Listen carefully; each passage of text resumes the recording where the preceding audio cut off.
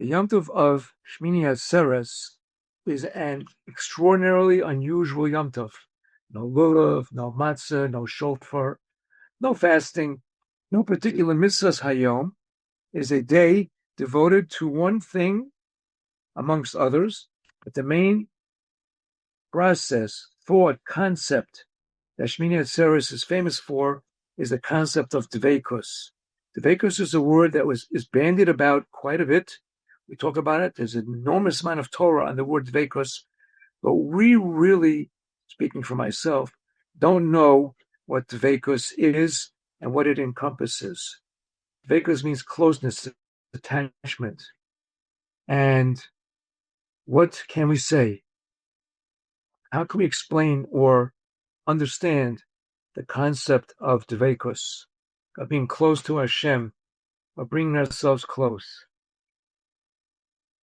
I have a mashal here from the Dubna Maggid, who in his inimitable style is able to show us in a concept that we can understand, us little people, what dveikus is all about. What dveikus is all about. And here's the mashal. A very well-to-do individual made frequent business trips far and wide, and he tried his best to make them as short as possible so as not to go away from his family too much. Sometimes he didn't have a choice. On one such particular trip, he had an opportunity to become extremely wealthy. It would require a much longer stay abroad. He mulled over his options, but ultimately decided it was worth it. Before I continue, I just want to mention this is brought down from the Torah Tavlin, Tav Shin Pei Hey, last year. This is the Dubna Maggid. He mulled over his options, ultimately decided it would be worth it. After packing his necessary provisions for his long journey, he bid farewell to his wife, his children, and his wife's children from a previous marriage who lived with them. He was off to a faraway land.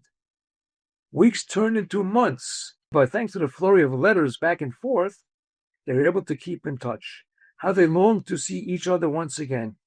It was only after many months he was finally able to wrap up his business dealings and begin heading home.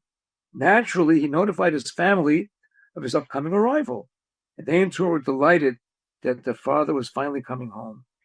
Finally, the day arrived. The entire house was draped with adornments, and each of the kids prepared signs of excitement and love, welcoming home their beloved father.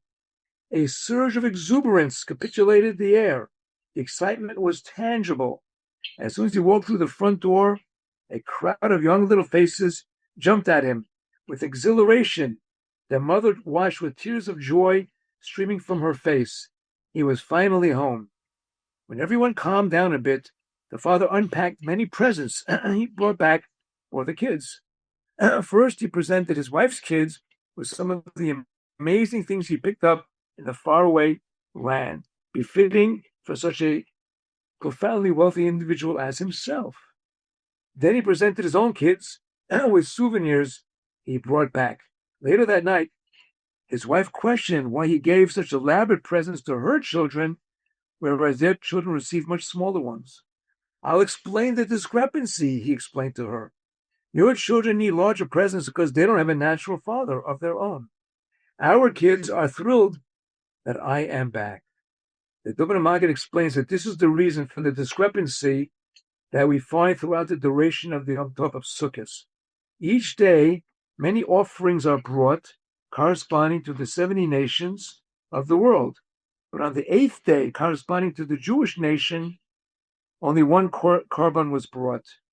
We are lucky to be home with our Father, our King, the Creator of heaven and earth. For this reason, we ought to treasure the day and utilize it to draw closer to Him.